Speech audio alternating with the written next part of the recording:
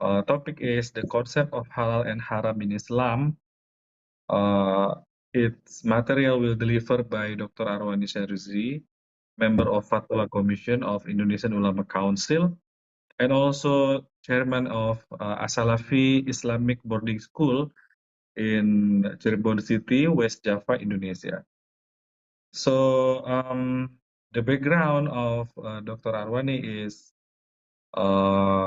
bachelor degree from Al-Ahqaf University of Yemen on Islamic Studies, and then after that continue with a master degree from Az-Zaituna University of Tunisia, also in Islamic Studies, and doctor degree from Muhammad V University, Morocco on Maqasid Sharia. So that's the background of our speaker today. So please, Dr. Arwani, you can deliver your speech. All right, thank you, Mr. Sa'duddin.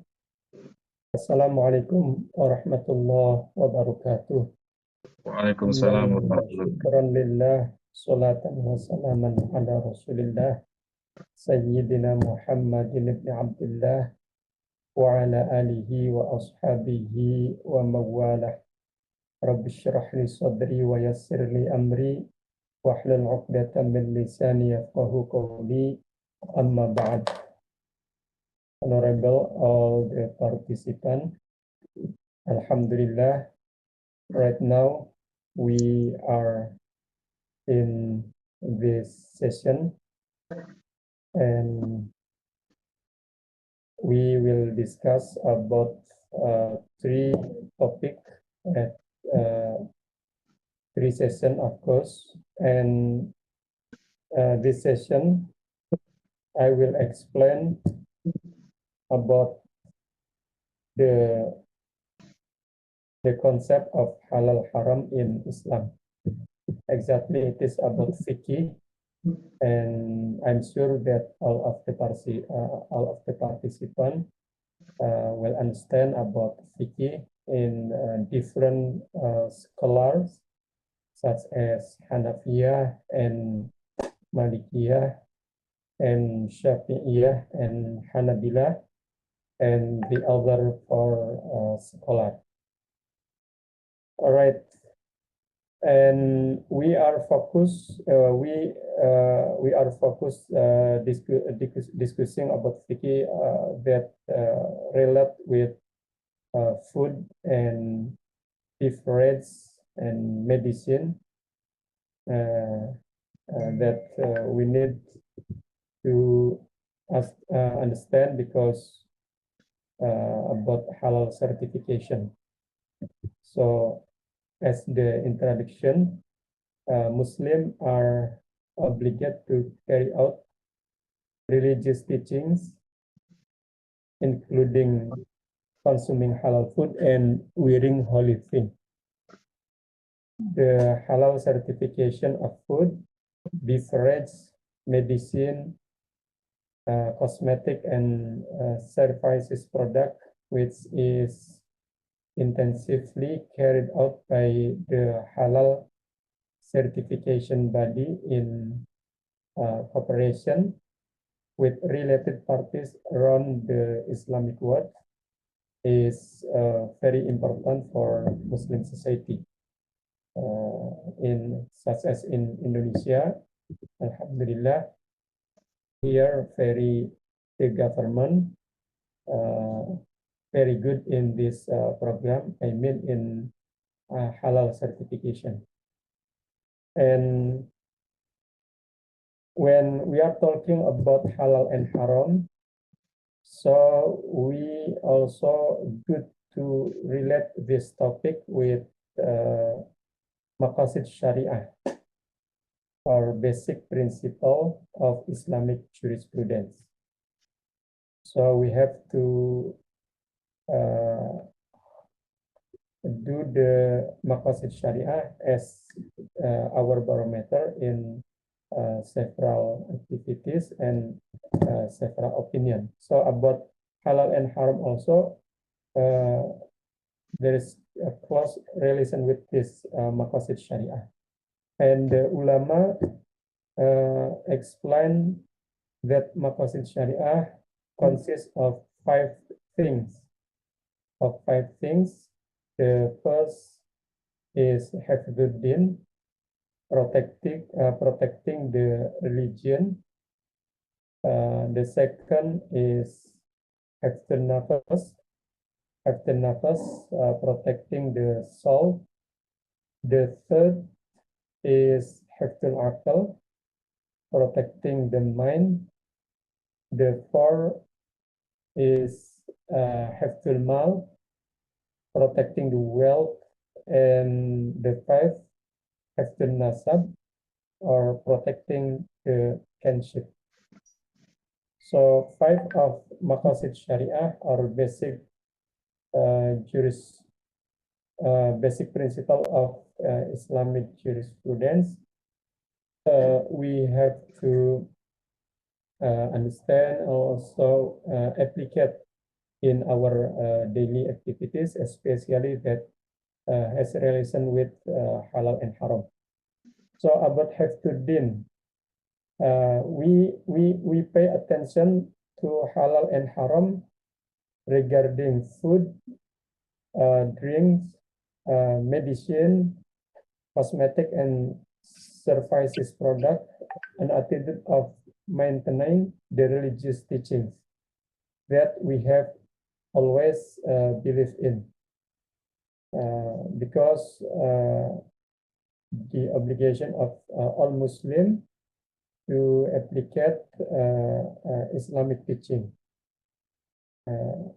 And about hifdzun nafas, protecting the soul, in this regard, ulama prohibits the consumption of anything that endangers people's life. It is in our Islamic teaching haram, such as poison. It is haram because dangerous for our life. And the third, hifdzul aql, protecting the mind. So anything that intoxicates is haram. Haram, whether it is a liquid or a solid object. Liquid and solid project, many things that haram in Islamic drink intoxicating in so not only liquid but solid object also. And the fourth is hifdzul mal. Hifdzul mal, protecting the wealth behavior in consuming food or drink may be haram, because regarding the use of wealth, one must not be wasteful and stingy. So in Arabic, adamul israf wa taktir. Adamul israf wa taktir. It is the rule in Islamic teaching about when we consuming food and drink and using our wealth. And the fifth is hifdzun nasab, protecting the kinship. It is not only us who must understand halal and haram, but also our families, our wife, our husband, our children, our grandchildren, and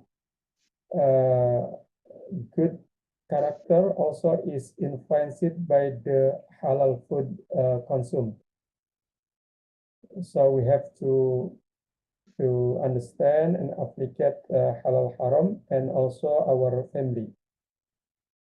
So it is the basic principle of Islamic jurisprudence or Maqasid Sharia, and there are also rules of Maqasid Sharia.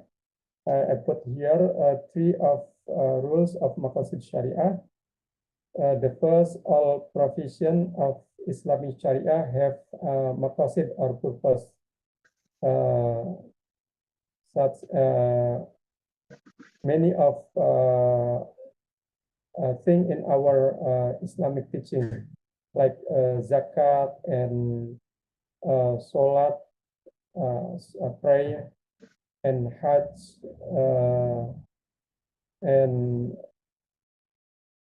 and also, for example, zakat to purify our soul and our wealth. It is the purpose of zakat. For example, zakat fitrah or zakat, the other zakat, kind of zakat. And the second rules of Maqasid Sharia, three hierarchies of Maqasid Sharia: Daruriyat, primary; Hajiyat, secondary; and Tahsiniyat, tertiary. Daruriyat, Hajiyat, and Tahsiniyat. And the concept of benefit, al-manfa'ah, and spoil al-mafsadah. All of them part of the rule of Maqasid Sharia. And next, about the type of Islamic jurisprudence, I think it is very famous, and all of participants, I'm sure all of you understand about the type of Islamic jurisprudence. There are five of these types. The first is wajib, al-wajib, something that must be done. If not done, it would be a sin. Al-wajib.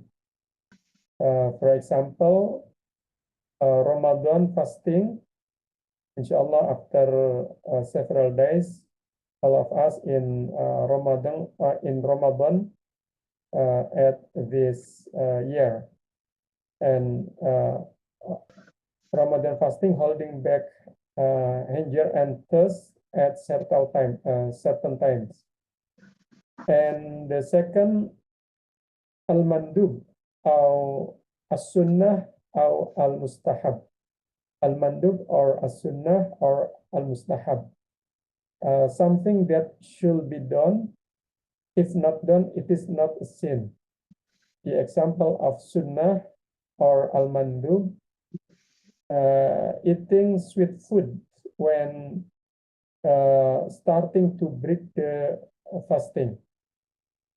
So in Ramadan, for example, Ramadan fasting, the date is very famous because its taste is very sweet, and it is part of sunnah.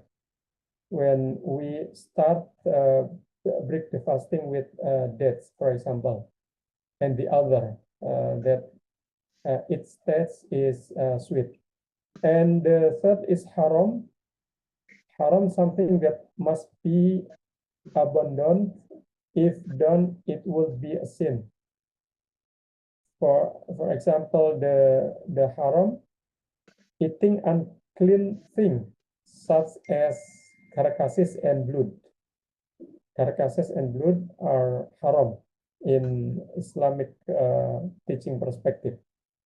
And the four is makruh.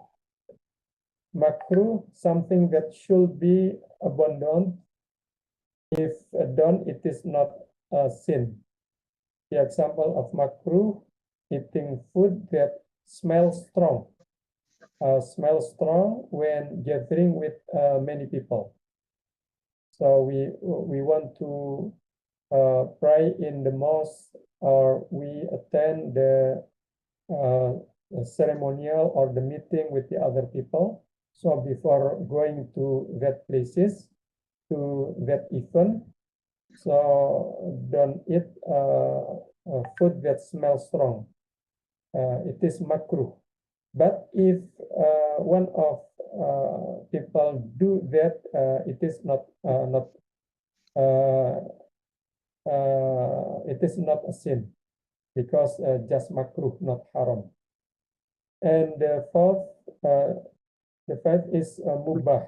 Mubah al-halal, halal, something that can be done or not be done, such as eat and drink and rest and chat and the other thing that its status is mubah.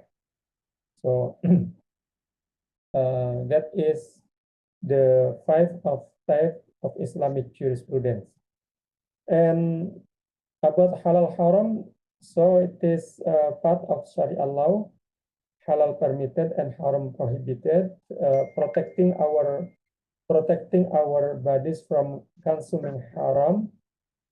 Prohibited foods is one way to have the deen, protecting the religion, have the nafas, protecting the soul, have the al-aql, protecting the mind, have the mal, protecting the wealth, and have the nasab, protecting the kinship. And halal is one of the principal issue in Islam, especially in the study of maqasid Sharia. And among the goals of Islamic teaching is to protect human from doing, consuming, or wearing anything that is prohibited or haram. And right now, all the participants, we will see the urgency of halal and haram. We have 3 viewers from the verse of Holy Quran and our prophet statement, and also the ulama statement. So here I put 2 verses of ayat Al-Quran, halal and haram on Quran verses. The first verse of ayat Al-Quran, Surah Al-Baqarah 168. A'udzu billahi minasyaitonir rajim. Ya ayyuhan nasu kulu mimma fil ardi halalan tayyiba wa la tattabi'u khutuwatis syaitan innahu lakum aduwwum mubin. O humanity, eat from what is lawful and good on the earth, and don't follow Satan's footsteps. He is truly your sworn enemy. The first verse of Al-Quran relate with halal concept. Here in this verse, there is word halalan tayyiba. Halalan tayyiba. So it is our target when we are consuming or drinking food or beverage. So halalan tayyiba. And the second verse of Al-Quran, still Surah Al-Baqarah 173. A'udzu billahi minasyaitonir rajim. Innama harrama 'alaikumul maitata wad-dama wa lahmal khinziri wa ma uhilla bihi li ghairillah. Faman itturra ghaira baghin wala 'adin fala ithma 'alaihi. Innallaha ghafurur rahim. He has only forbidden you to eat carrion, blood, swine, and what is slaughtered in the name of any other than Allah. But if someone is compelled by necessity, neither driven by desire, nor exceeding immediate need, they will not be sinful. Surely Allah is all forgiving, most merciful. It is Surah Al-Baqarah 173. So this ayah or this verse related with haram concept because by this verse our God Allah explained several things that haram to consume, such as carrion or al-maitah, and blood, adam, and lahmul khinzir, swine, and the animal, the meat of animal that are not slaughtered by Islamic teaching. So it is haram to consume. And next, about the urgency of halal, we see by our Prophet Muhammad, peace be upon him, statement. Here I put also two hadith Nabawi. The first is reported by Imam Bukhari and Imam Muslim. Innal halala bayyinun wa innal harama bayyinun wa bainahuma umurun mushtabihatun la ya'lamuhunna katsirun minan nas. Faman ittaqa asy-syubuhat faqad istabra'a li dinihi wa 'irdihi wa man waqa'a fi syubuhat waqa'a fil harami. That which is lawful is plain, and that which is unlawful is plain, and between the two of them are doubtful matters about which not many people know. Thus, he who avoids doubtful matters clears himself in regard to his religion and his honor. But he who falls into doubtful matters falls into that which is unlawful. So this prophet statement, innal halala bayyinun wa innal harama bayyinun, is the main inspiration, of halal certification around the Muslim world, Muslim country, such as in Indonesia, in the other countries.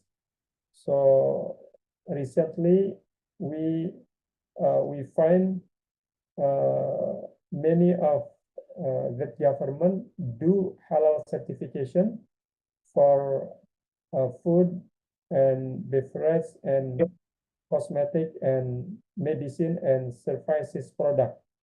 So we are Muslim society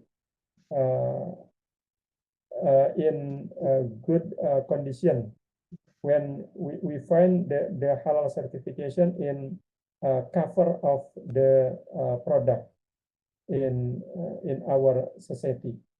So the main inspiration of halal certification from this hadith Nabawi, innal halala bayyinun wa innal harama bayyinun.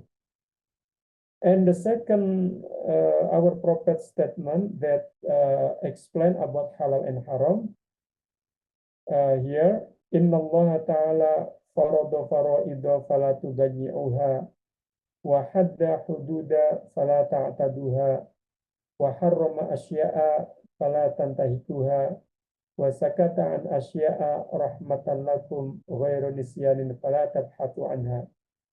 Allah the Exalted has laid down certain duties which you should not neglect, and has put certain limits which you should not transgress, and has kept silent about other matters out of mercy for you and not out of forgetfulness. So don't seek to investigate them. It is reported by Imam Ad-Darqutni. So exactly this hadith similar with the first hadith, but here there is a specific statement from our Prophet Muhammad, peace be upon him, that is sakata an asya'a rahmatan lakum ghairu nisyanin fala tabhathu anha. Has kept silent about other matters out of mercy for you and not out of forgetfulness, so don't seek to investigate them. So it is like gift of our God to Muslim society. All right, I think two of our Prophet statement and also two of verses Quran that I put here in my presentation is only the example. Only the example, because if you shares more, if you shares in the Al-Quran or As-Sunnah, the verses and also the hadith that has relation with halal and haram, I'm sure you will find more than two verses and also more than two hadiths. And the last perspective here, halal and haram on ulama statement. I put here three kaidah fikih, three of fikih theories or fikih rules. The first, al-aslu fil asya'i an-nafi'ati al-ibahatu, wal aslu fil asya'i ad-darrati at-tahrimu. The law, as long as something useful is halal. The law as long as something harmful is haram. The example, leaves, roots, fruit, and flowers in our garden or our forest are halal as long as they are useful and not harmful. It is the first al-Qaidah al-Fiqhiyah, and so it is the statement of ulama explain about halal and haram. And the second, idza istama al-halal wal haram ghulibal haram. If halal and haram matters come together, then what is haram is one. For example, pieces of slaughtered chicken meat are halal, and pieces of carcasses chicken meat are haram. If they are mixed in one place, then cannot be differentiated, then all of them are haram for consumption. So it is the application of kaidah fikih, idza istama al-halal wal haram ghulib al-haram. And the third, it is the last ulama statement that I put here in my presentation.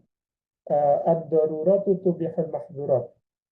Emergency situation allows something that is prohibited. For example, people who are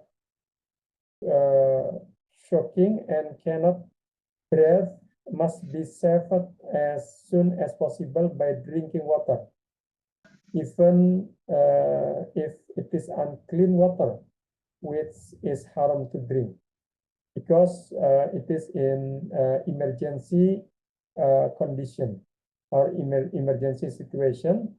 So we can do, or we can eat, we can drink something haram. But be attention, it must to only with our situation, not more than what we need at emergency situation. All right, all the participants, right now, they are halal and tayyiba. Halal and tayyiba. The term halal means the type of food that is permitted to be consumed and it is not prohibited. The term tayyib means a type of food that can be enjoyed, profit, benefit because it meets health standard, nutrition, protein, hygiene, etc.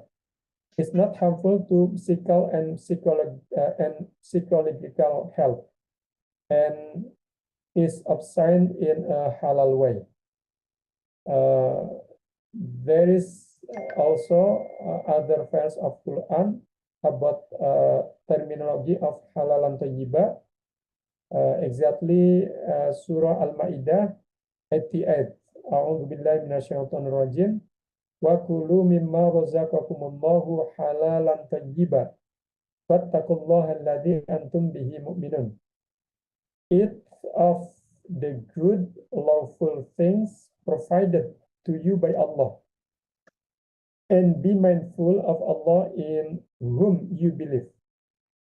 So in this ayah, there is a term of halal and tayyiba. And next, about due to haram, prohibited food. So there, I put here six things that due to haram food. The first, an-najis, and al-mutanajis, unclean, like blood and food unclean. The second, for example, al-mutanajis, one of people want to eat fruit, apple, for example, and before it contaminated by, for example, najis. So when this fruit or apple contaminated with najis, it is haram to consumption. Haram to consumption. But after cleaning it by water, sparkling water, so after cleaning it, it back to halal to consumption after clean of najis. And the second is al-qadar, al-khabath, al-qadar, al-khabath, dirty and disgusting, like cockroach and maggots. The third is ad-darar, harmful, such as poison and formaldehyde. The fourth is al-iskar, damage the function of the mind, such as al-khamr, that haram in many kind of al-khamr, and also drugs. And the fifth is al-muftarisah, wild animals such as wolf and eagles, crocodile, for example, and tiger. Also, it's made haram to consumption. And the sixth, al-barma'iyah, amphibious animals such as frogs and caecilians. They are also haram to consumption. And next, about unclean and purity, najis and tahur. Unclean and purity. Unclean is something dirty that prevents the validity of worship and prevents something from being halal. Purity is the second of not being unclean and or not having any minor or major hadath. So unclean or najis very close to our topic at this time. So I will add the information about najis, the variant of unclean, the variant of najis. There are three variants of najis, as I put here in my presentation. Next, please, Mr. Sa'duddin. There is the variant of unclean, mukhaffafa, mutawasito, and mughalladha. Three variants of uncleans or najis. Mukhaffafa uncleanness or milk. For example, the urine of a baby boy less than 2 years old. How to purify it if one object contaminated with mukhaffafa unclean. For example, our in our house, our floor, for example, our floor in our house contaminated with mukhaffafa unclean. So if we want to purify it, just splashing water.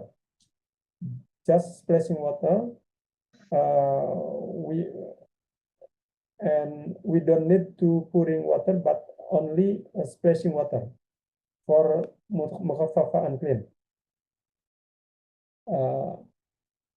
Of course, we have to dry first the urine, and after that we splash water.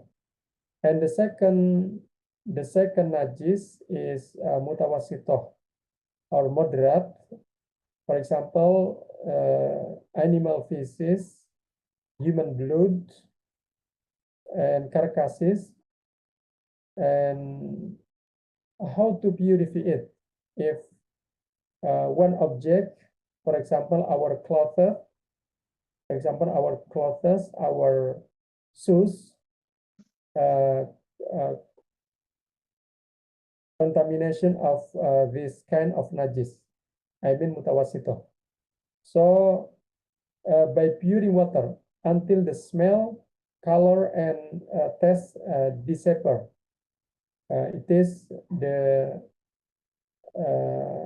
way to purify najis mutawasito or moderate. Exactly, this kind of najis is more thing in our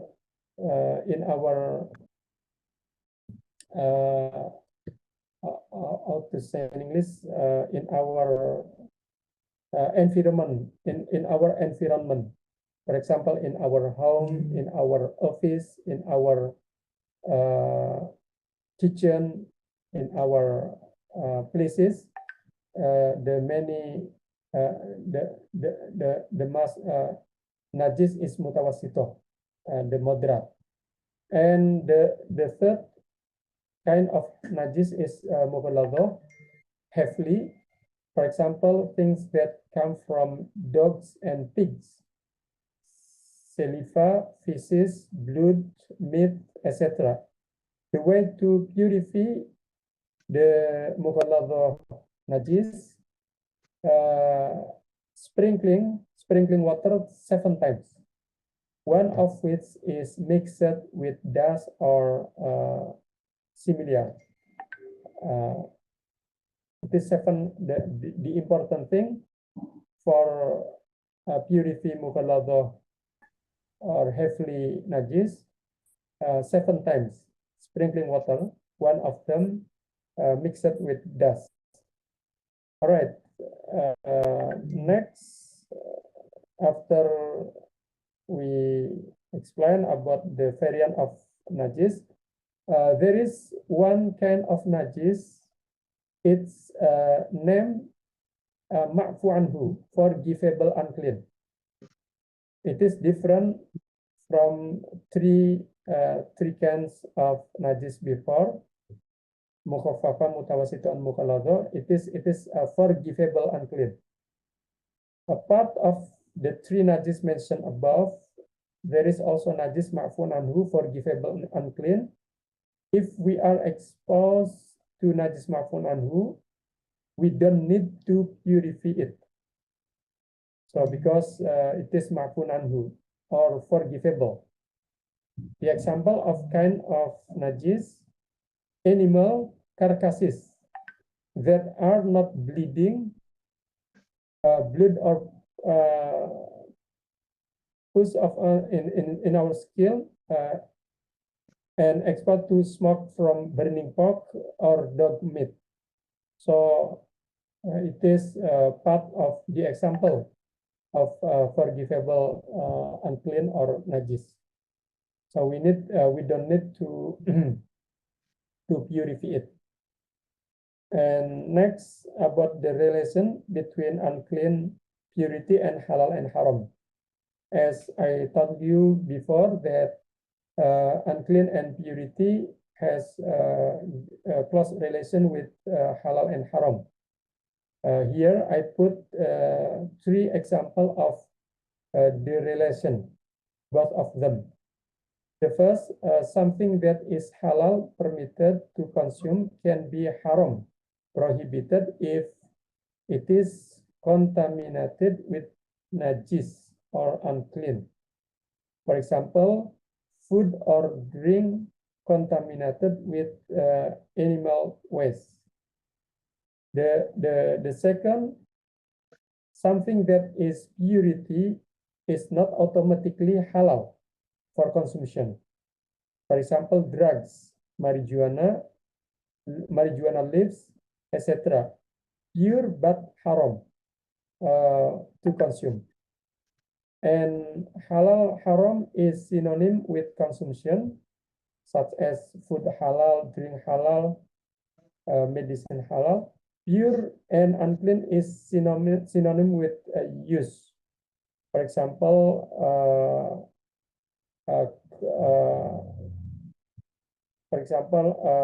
purity clothes or unclean clothes, purity cosmetic and unclean cosmetic, because to use, not to consumption. All right, but certificate halal is general for something consumption and something use, halal certification. So in cosmetic product, there is halal certification. In food product also, there is halal certification. So this general in using soap.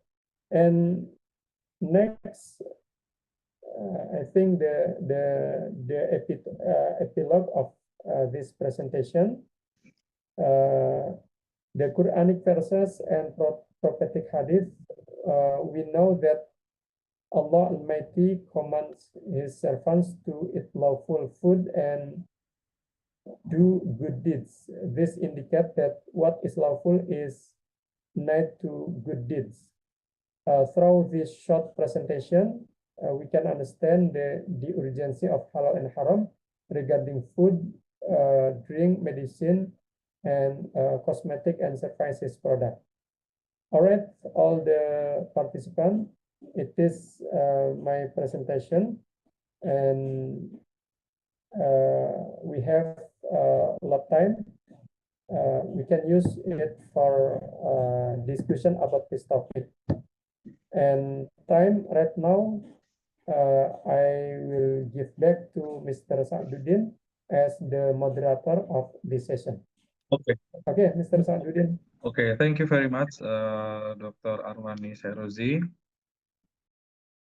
So that's the presentation from Dr. Arwani Syahrozi. So please, now is Q&A session. So if you have a question, please ask Dr. Arwani Syahrozi. So please.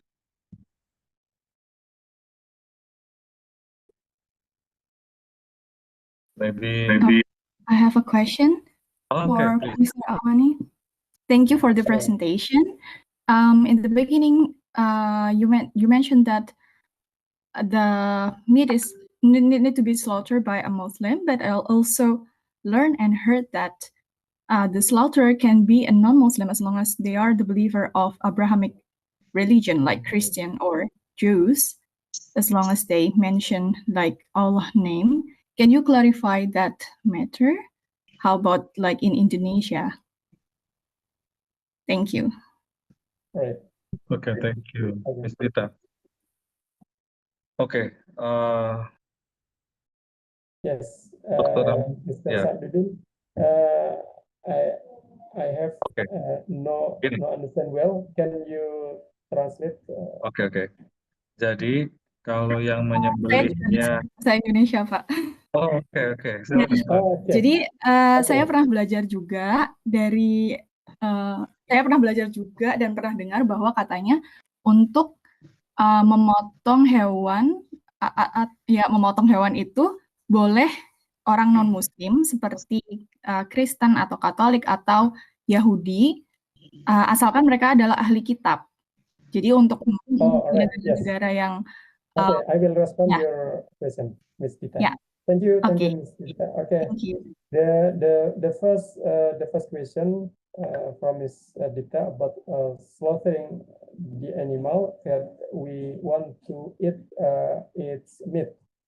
So we have a way to slaughter Sharia slaughtering.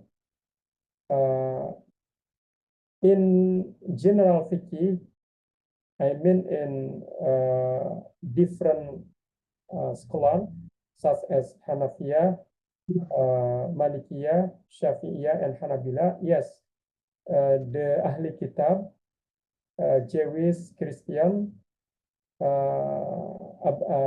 Abrahamic religion, allow to slaughter the animal, and we are Muslim can eat their slaughtering. But I give you more information in Indonesia. According to fatwa of Indonesian Ulama Council, that the only one who allowed to slaughter the animal is only Muslim in fatwa of Indonesian Ulama Council. Only Muslim who slaughtered the animal that we want to eat its meat. But exactly in opinion of different scholar Muslim, fiqh, I mean, it allow that Ahlul Kitab, Abrahamic religion, slaughtered the animal and we eat their slaughtering. Okay, it is my response, Ms. Dita. Yeah, thank you. So it's only specific for BPGPH then that the slaughterer Yes, should be a Muslim. In okay. Indonesia, we have a specific rule Okay. because BPGPH always with fatwa of Indonesian Ulama Council. Yeah, okay. Thank you, Mr. Arwan. Okay. So is that clear, Miss Dita? Okay. Okay, so we still have time. So if you have Q&A, please. If you have question, maybe want to asking about product in your country.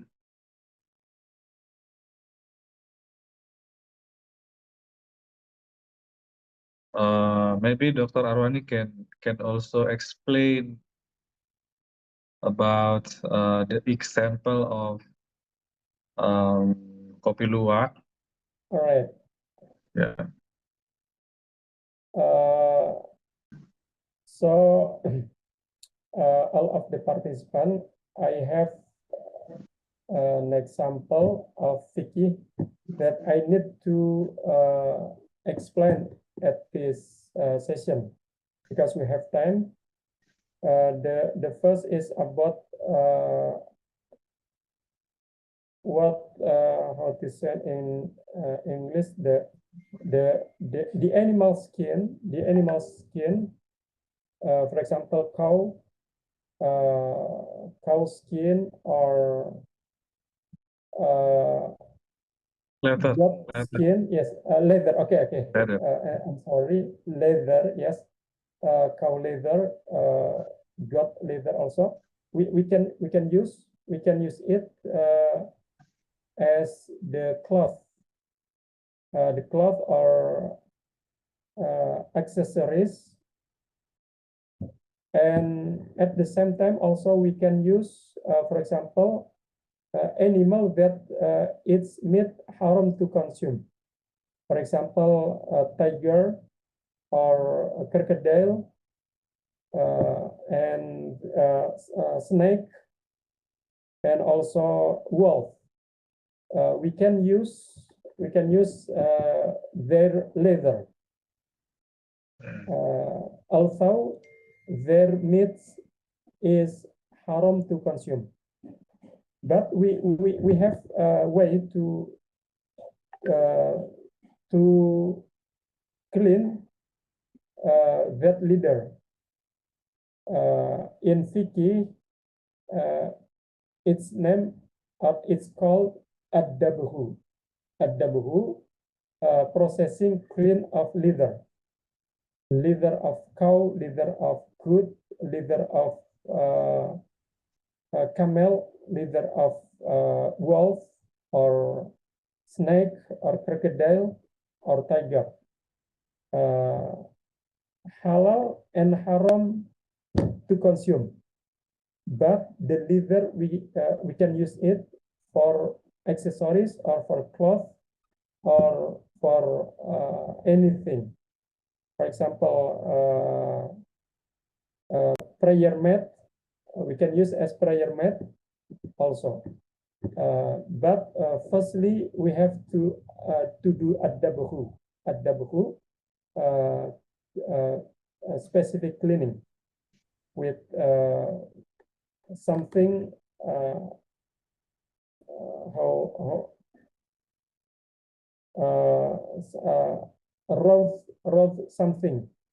rough something such as sand, do you understand, all the participants? I mean, there is animal haram its meat to consume, but we can use it, the leather of them, and it is allowed in Islamic teaching. Halal not for consume, but for use. For example, prayer mat and cloth, our cloth, because if we do pray, so we have to use us wear the purity wear and the purity mat. So part of them the leather of animals, and it is allowed. So if one of you do product in this kind, it is allowed, and it possible to be in halal certification in our country, in Indonesia, and also in the other country. I mean, because in general, fiqh, it is the topic of fiqh. Yes, it is Okay. the first thing, and the other thing, I will give you more information about halal and haram. That the cosmetic and also the refrigerator, the cosmetic, and also the paintbrush, refrigerator, cosmetic, all of them are not for consumption, but in many of country do halal certification for them. So because what? Because it is about purity and unclean, clean and unclean, najis and tuhur, refrigerator and fine grass and cosmetic. No one in this world eat them, but use them for something that have clean.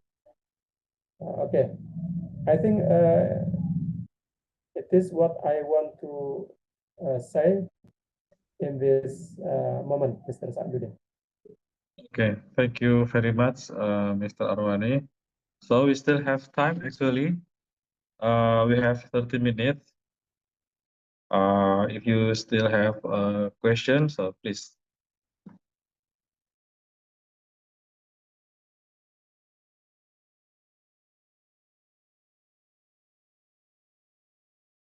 Okay. So if there is not question, so I will give you option, especially for Sharia expert, because this is the last class today for halal auditor. But after this, the class will be for Sharia expert. So if you agree, we can stop this class, and then for halal auditor is free, but for Sharia expert we'll continue to the next session because we have some speakers here with Dr. Arwani. So how the participant respond? Yeah, we can keep going for the Sharia board, Sharia Yes. auditors. Yes, yes. Okay. So after this, I will close this class, and then after that we will break maybe for 10 minutes before we continue to the next class. So we can finish early, inshallah. Okay. Mr. Arwani. Yes. So this class is already finished.